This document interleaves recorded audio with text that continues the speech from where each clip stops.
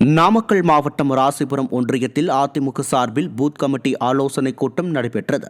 பட்டணம், சிங்களாந்தபுரம், கூன, வேலம்பட்டி, புதூர் உள்ளிட்ட பகுதிகளில் நடைபெற்ற பூத் கமிட்டி கூட்டத்தில் முன்னாள் அமைச்சர்கள் தங்கமணி, சரோஜா, முன்னாள் சட்டமன்ற உறுப்பினர் பிரபு ஆகியோர் கலந்து கொண்டு அடையாள அட்டைகளை சரிபார்த்து நிர்வாகிகளிடம் வழங்கினர். கூட்டத்தில் வருகின்ற தேர்தலில் அதிமுக வெற்றி பெற நிர்வாகிகள் வீடு வீடாக சென்று பொதுமக்களை நேரில் சந்தித்து திமுகவின் பொய்யான வாக்குறுதிகளை எடுத்துரைத்து அதிமுக சாதனைகளை விளக்க வேண்டும் என வலியுறுத்தப்பட்டது.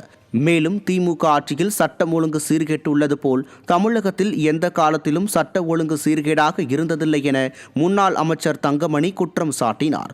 நிகழ்ச்சியில் பட்டணம் பேரூராட்சி செயலாளர் பாலு, கட்சி நிர்வாகிகள் என ஏராளமானோர் கலந்து கொண்டனர். பெண்களுக்கு பாதுகாப்பு இல்லாத நிலைமை, எங்கே சென்றாலும் ஒன்று சைகை பறித்து சொல்லிட்டார். அதே போல பள்ளிக்கு குழந்தைகளை அனுப்ப வேண்டும் என்று சொன்னால் நாம் ஆசிரியர் நம்பிதான் அனுப்புகின்றோம். இன்று மாணவிகளுக்கு அந்த பள்ளியிலேயே பாதுகாப்பு இல்லாத ஒரு சூழ்நிலை, ஆசிரியர் எல்லாம் கற்பழிக்கக்கூடிய ஒரு சூழ்நிலை இன்று தமிழகத்திலே உருவாகிவிட்டது என்று சொன்னால், சுதந்திரம் பெற்ற 25 ஆண்டு காலத்திலே இது போன்ற சட்டம் ஒழுங்கு சீர்கெட்டது கிடையாது என்பதை